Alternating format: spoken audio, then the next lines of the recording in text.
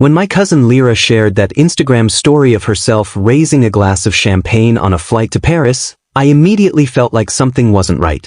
At first, I couldn't quite put my finger on it. Then, in the next photo, I spotted her fancy designer carry-on, and my heart just sank. That was the exact day I realized money had vanished from my account. I'm still trying to wrap my head around everything that's gone down in the last 2 days. Maybe if I write it all out, I'll be able to figure out my next move. My boy, Mike, is 7 years old, and he needs surgery to fix his leg. He was born with a condition that makes it tough for him to walk. It's not something that's going to take his life, but it affects every part of his day. The doctors told me the operation would let him walk, run, and play just like any other kid. I've been putting money aside for 2 years, working extra shifts, giving up weekends and holidays. Every bit went straight into that surgery fund. I managed to save $118,000. It's not a huge sum to some folks, but when you're a single dad working in a factory, it might as well be $1 million. I kept the money in a separate savings account and watched it grow, little by little. Sometimes, Mike and I would check the balance together and talk about all the things he'd be able to do once he had the surgery. Lyra moved in with my sister Emma about 3 months ago after she lost her job. She was always hanging around our place, playing with Mike and bringing him little gifts. Looking back now, I should have noticed the warning signs. She kept asking about when the surgery was, how I planned to pay for it, and which account I was using to save the money. I honestly thought she was just being caring. Last Thursday, I logged into my account during my lunch break to move some money around, and the surgery fund was wiped out. Just gone. I called the bank right away. They told me there had been several transfers to another account over the past week, small amounts, probably so I wouldn't catch on right away. I felt like I was going to be sick. I tried calling Lyra, but she didn't pick up. I texted her, no reply. Then her Instagram stories started rolling in. First the airport, then the champagne, then the Eiffel Tower. Every post felt like another punch in the gut. She wasn't even trying to cover it up. I called Emma, and she was just as stunned as I was. She mentioned Lyra had talked about going to Paris, but said she'd been saving up for it. Emma told me, James, I had no clue. She used my Wi-Fi, my laptop sometimes. I'm so sorry. Yesterday, Mike asked me why I looked so upset. How do you explain to a 7-year-old that someone he trusts just took away his chance to walk like other kids? He showed me the Eiffel Tower keychain Lyra gave him last week. Look, Dad, just like where cousin Lyra is now. The same keychain she probably bought with the money meant for his surgery. This morning, I finally got Lyra to answer on WhatsApp. Her profile picture is her at some cafe, holding a croissant. When I asked her about the money, her answer made my blood boil. Oh, come on, James, you're being dramatic. It's not like it's an emergency. He'll be fine. Kids bounce back. Besides, I really needed this trip. Do you know how depressing it is being out of work? I'll pay you back. Eventually. Eventually. Like my son's childhood is just supposed to wait until she feels like paying me back. I've saved every bit of evidence, the transfers, the dates, the messages. I'm not letting this go. Lyra seems to think that just because we're family, she can take whatever she wants and get away with it. She's about to find out that's not how it works. Emma is helping me figure out what to do next. The bank is looking into the transfers, but they said it might be tricky since Lyra had access to my Wi-Fi and devices while she was staying at my place. She knew exactly what she was doing, making it look like I made the transfers myself. The surgery was supposed to happen next month. Now I have to call tomorrow and cancel it. The thought of telling Mike makes me feel sick. He's been counting down the days on his calendar, talking about how he'll play soccer with his friends after he gets better. I'm not asking for advice about whether to go to the police or press charges. I've already made up my mind. I'm going to the police first thing in the morning. What I can't figure out is how to tell my son that his surgery isn't happening, at least not anytime soon. How do I explain to him that someone he loves picked a vacation over his chance to walk right? Lyra keeps posting stories from Paris like nothing's wrong. Shopping at fancy stores, eating at expensive restaurants, sightseeing. Every post is tagged with her location, and every one of them was paid for with the money that was supposed to help my son walk. She even had the nerve to post a picture of a charity box at Notre Dame with the caption, Feeling blessed, giving back. I've muted her everywhere, but Emma keeps sending me screenshots. You need to keep a record of everything, she says. She's right. Every post is basically proof, showing exactly where my son's surgery money went. The worst part is, some of our family are already trying to smooth things over. She's having a tough time, they say. She'll pay it back. Like that makes it okay. Like my son's childhood is just something that can be put on hold for Lyra's rough patch. I'm not letting this go. Not this time. Mike deserves better than eventually. Update. Lyra just posted another story. She's at some rooftop bar, holding a glass of wine. The caption says, "Living my best life. Sorry not sorry." That's fine. Keep posting, Lyra. Keep showing everyone who you really are. I'll be at the police station first thing tomorrow. Update. First off, thank you to everyone who's reached out after my last post. A lot has happened in the past week, and none of it is what I expected. I thought filing a police report would be the hardest part. Turns out that was just the start. The police were straightforward. Since Lyra had access to my Wi-Fi and devices while she was staying with me, they're treating this as a civil issue. They took my statement and all my documentation, but told me I'd probably have to take it to small claims court. Not exactly what I was hoping for, but at least it's all on record now. Meanwhile, Lyra's Paris trip keeps playing out on social media like some kind of twisted reality show. Yesterday, she posted a video showing off her shopping spree, 3 luxury handbags, new shoes, and what she called her Paris wardrobe upgrade. The total she mentioned spending would have covered Mike's surgery and his recovery therapy. She even tagged the stores and wrote, "Living my dreams." Just unbelievable. But here's where things get interesting. Remember my sister Emma? She started digging and found out Lyra's been telling different stories to different people in the family.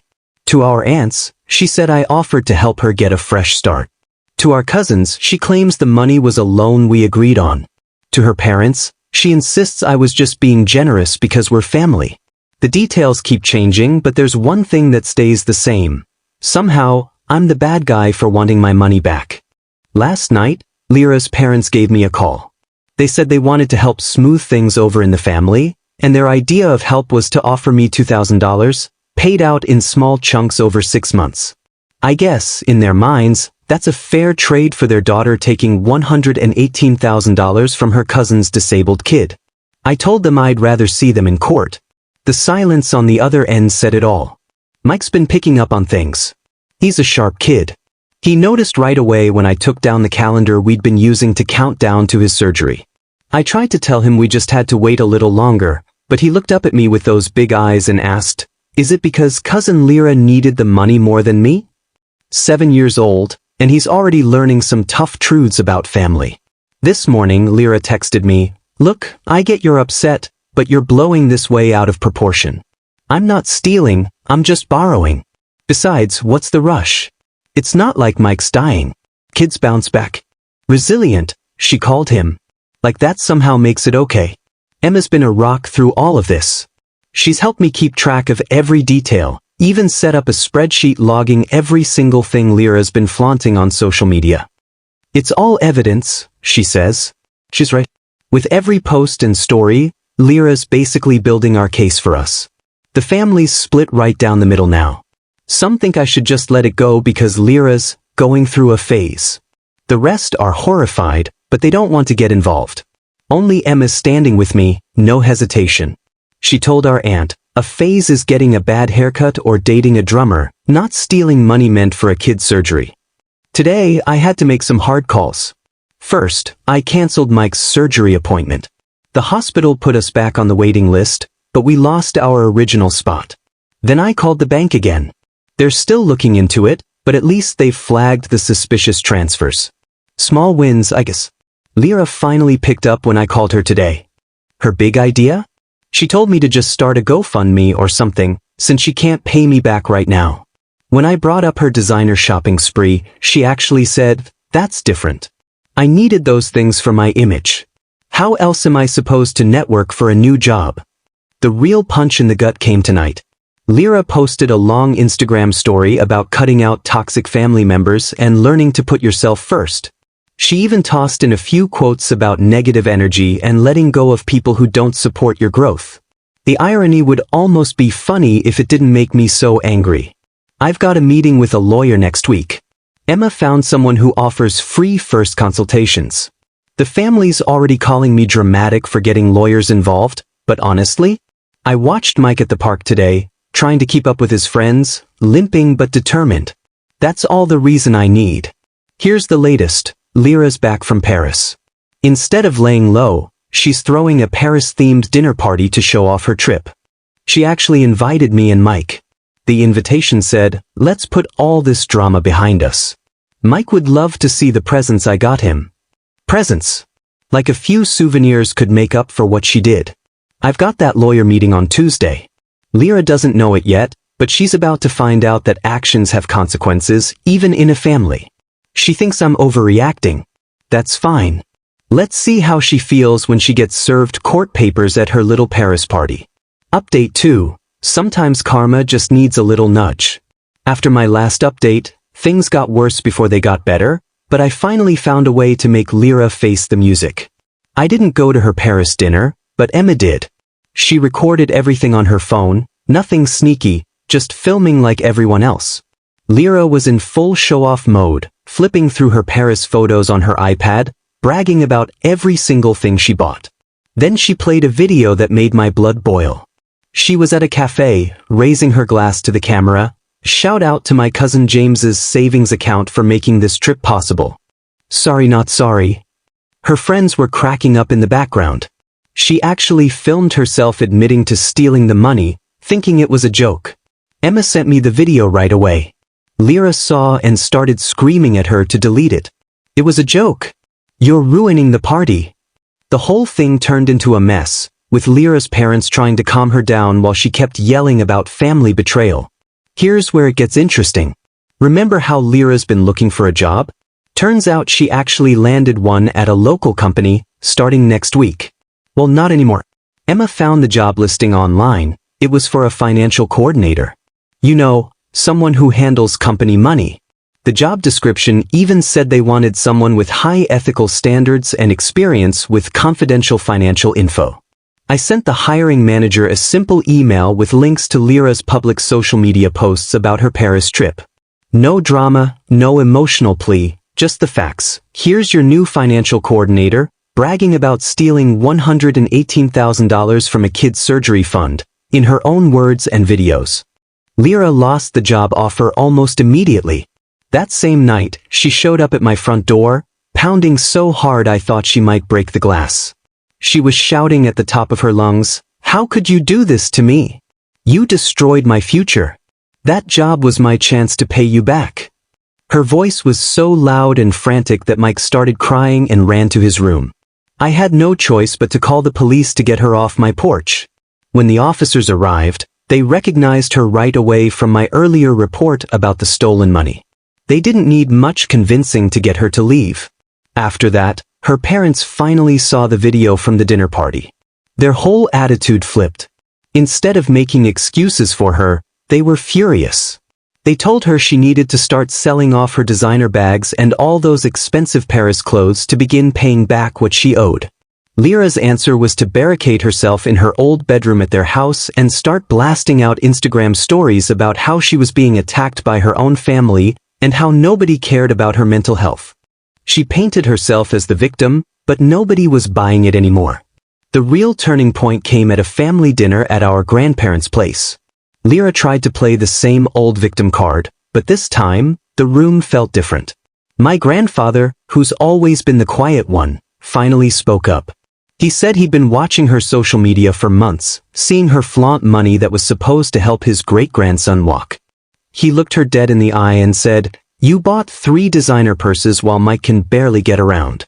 Shame on you." The whole table went silent. Lyra started crying, but it wasn't her usual performance. She looked genuinely stunned, like she finally realized nobody was on her side. Even her parents backed me up when I brought up the court case. She tried one last time to guilt trip us, but I'm family. How could you do this to your own? I just told her, Mike is family too. You chose handbags over his chance to run and play. After that, everything changed.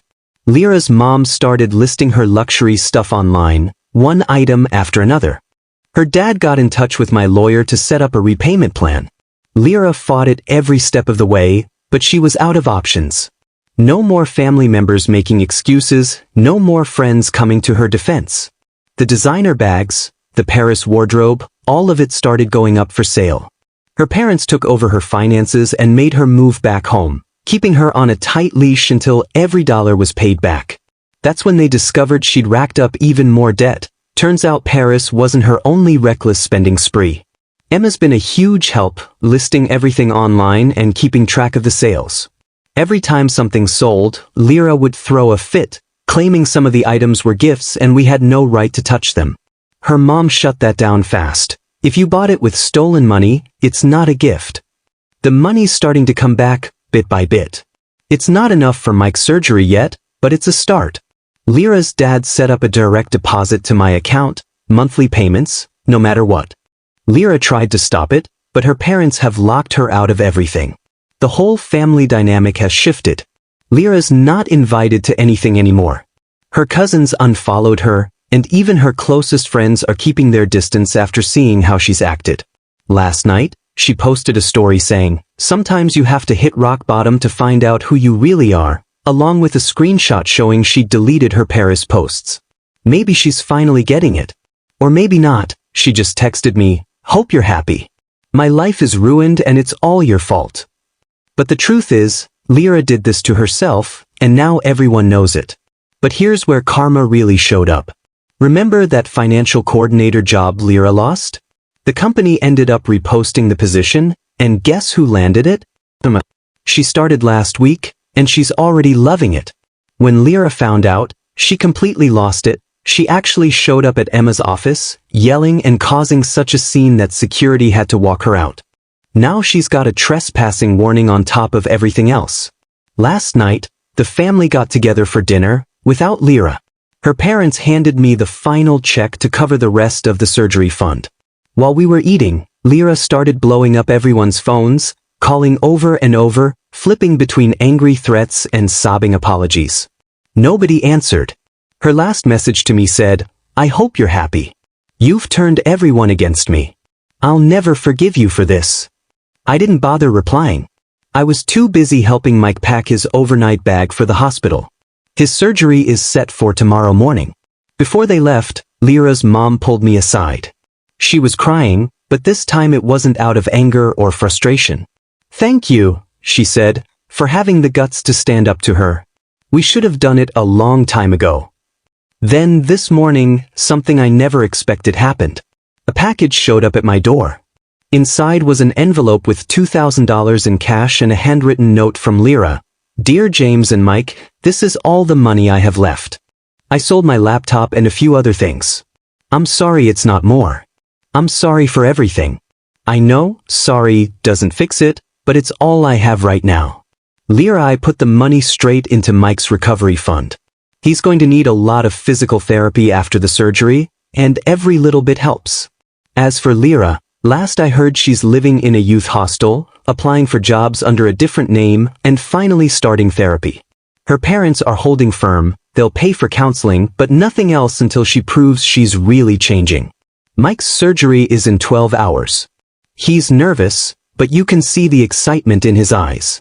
This morning, he looked at me and said, "Dad, when I can run, I'm going to run so fast that all the bad stuff can't catch us. Run as fast as you want, kid. You've more than earned it." This is the last update I'll share. Thank you to everyone who supported us along the way.